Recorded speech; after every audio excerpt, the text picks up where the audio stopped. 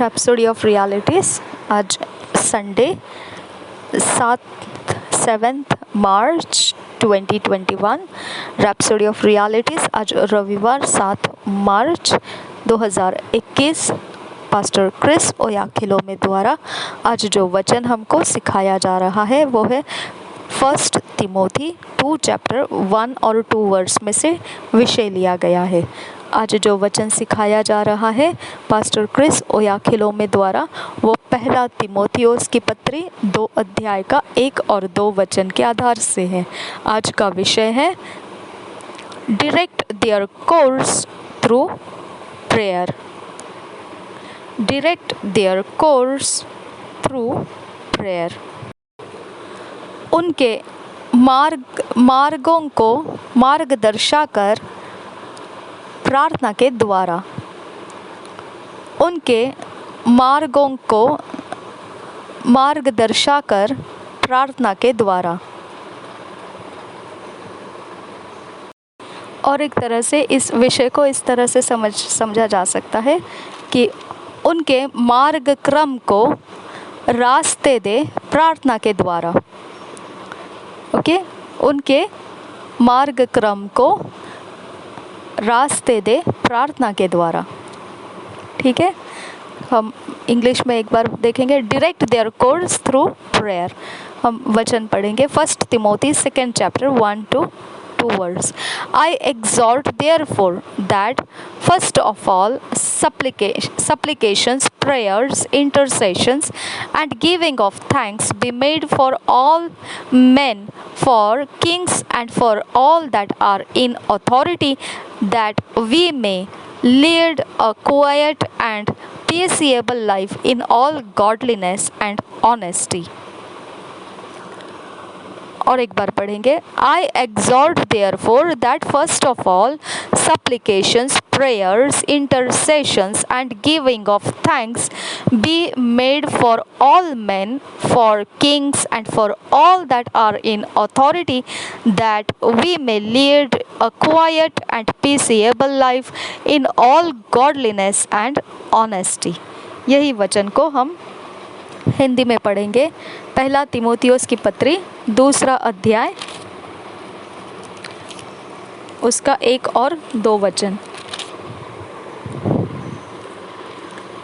अब मैं सबसे पहले यह आग्रह करता हूँ कि विनती और प्रार्थना और निवेदन और धन्यवाद सब मनुष्यों के लिए किए जाए, राजाओं और सब ऊंचे पद वालों के निमित्त, इसलिए कि हम विश्राम और चैन के साथ सारी भक्ति और गंभीरता से जीवन बिताए।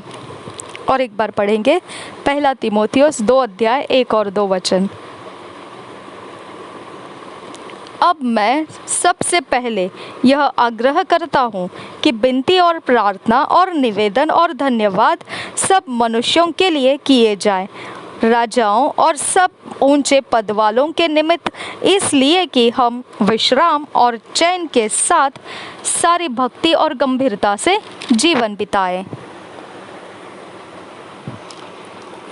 Our theme scripture is the Spirit's admonition through Paul to the church on the importance of earnest intercession for all men, our countries of domicile and the leaders therein।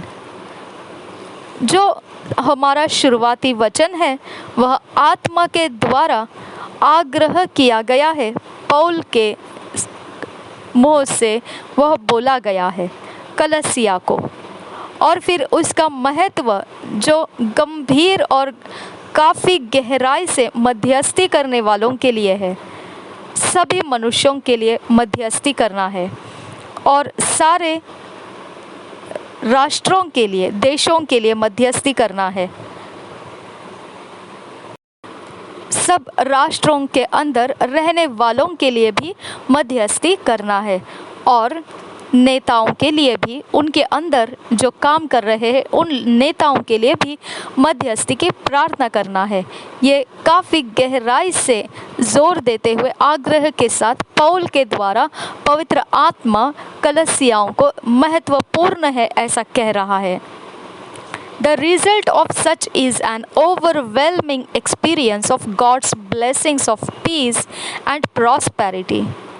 इसका नतीजा इस प्रकार से होगा कि यह एक अनुभव जो परमेश्वर के आशीषों का है, जो शांति और समृद्धि परमेश्वर की आशीष है उनका है, वह बढ़ती हुई और उमड़ती हुई अनुभव के साथ आपको मिलेगी।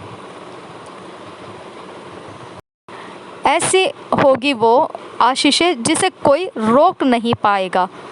This is part of what you do in obedience, praying, contending for the hearts of men in your country and around the world, that God's righteousness be established and all forms of evil, turmoil, wickedness and terror be thwarted. तो यह एक भाग होगा जो आप करने वाले हैं आज्ञा पालन के द्वारा, प्रार्थना करना और फिर मनुष्यों के हृदयों के लिए लड़ना, उनके राष्ट्रों के लिए लड़ना प्रार्थना में से, और जो भी आपके इर्द गिर्द में है जगत में, वहाँ पर आपने परमेश्वर के धार्मिकता को स्थापित करना और हर प्रकार की बुराइयाँ, हर प्रकार का गड़बड़ी, दुष्टता और हर प्रकार का डर वहाँ से भगा देना। ये सब कुछ जब आप आज्ञा पालन कर रहे होते हैं तो आप वह कर रहे होते हैं जो आपका भाग है काम करने का, वो आप कर रहे होते हैं।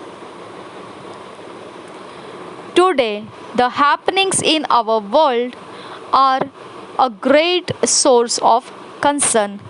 आज के समय में जो कुछ भी घट रहा है, चल रहा है जगत के अंदर, वह एक बहुत बड़ा ज़रिया है चिंताओं का विषय बनने का। But the church holds the solution. परंतु कलीसिया के पास इन समस्याओं का, चिंताओं के विषयों का जवाब है। The church is the only restraining power against evil in the earth today. 2 Thessalonians 2 chapter 7th verse।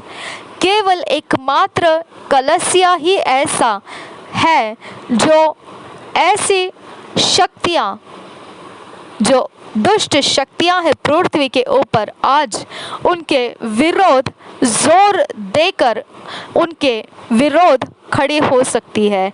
ऐसा सिर्फ कलीसिया ही कर सकती है।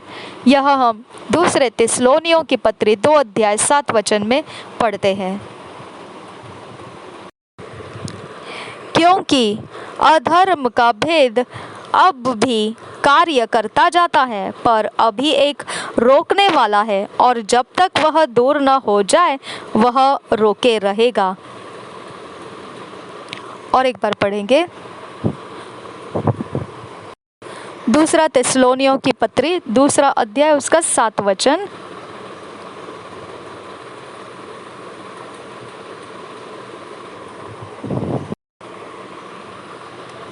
क्योंकि अधर्म का भेद अब भी कार्य करता जाता है, पर अभी एक रोकने वाला है, और जब तक वह दूर न हो जाए वह रोके रहेगा। हालेलुया।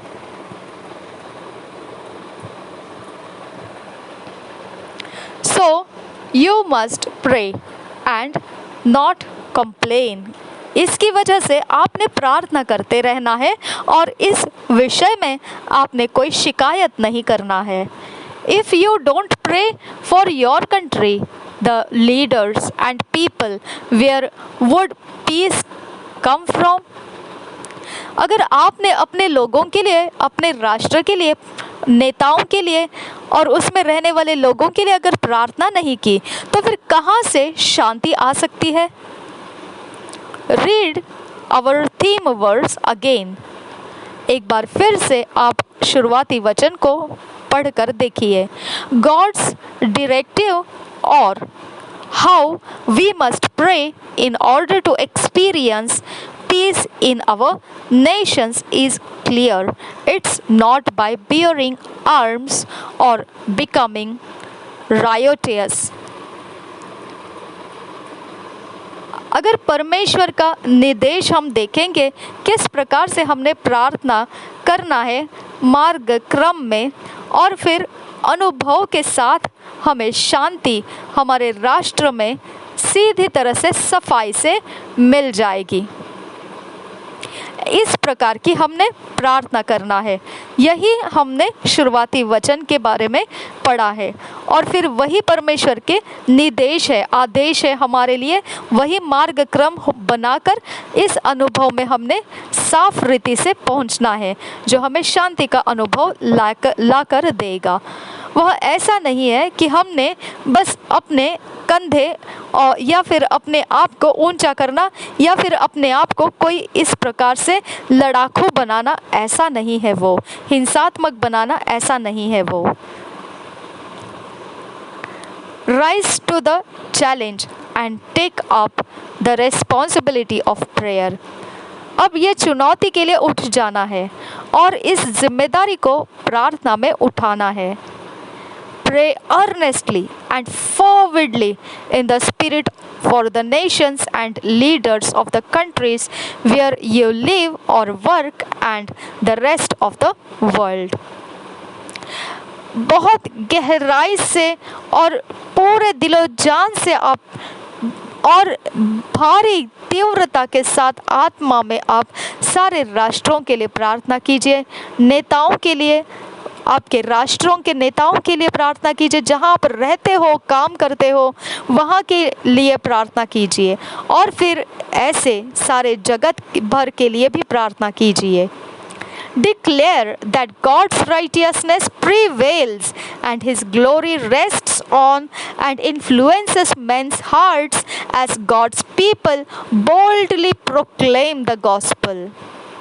घोषणा कीजिए परमेश्वर के धार्मिकता को, वह टिका रहता है, वह दृढ़ बना रहता है और फिर डगमगाता नहीं है, और उसकी महिमा और उसका प्रभाव सारे मनुष्यों के हृदय पर रुकना चाहिए, रहना चाहिए।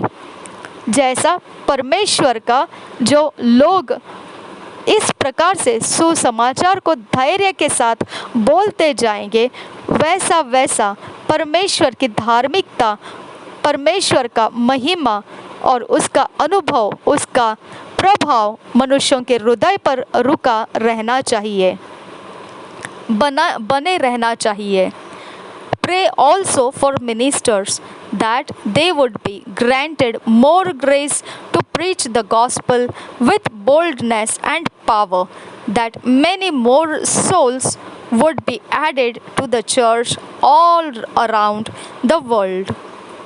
फिर आपने सेवा करने वालों के लिए भी प्रार्थना करना है कि वह इतना अनुग्रह प्राप्त कर ले परमेश्वर से कि वह प्रचार करे सुसमाचार का धैर्य के साथ और सामर्थ्य के साथ, कि बहुतेरे और भी आत्माओं को वह कलीसिया में सभी जगहों में से लेकर, जगत के सारे जगहों में से लेकर वह गिनतियों में बढ़ाते जा सके। Until the rapture takes place, we hold the true reins of power in the nations and have the authority to direct their course through prayer. जब तक कलीसिया का उठा लिया जाना यीशु के आगमन में ये हो नहीं जाता है, तब तक हम पूरे सच्चाई के साथ इस सामर्थ्य को हमारे नसों में से हम लेकर राष्ट्रों में चलाना है, और यह अधिकार के साथ हमारा मार्गक्रम प्रार्थना के द्वारा चलाया जाना चाहिए।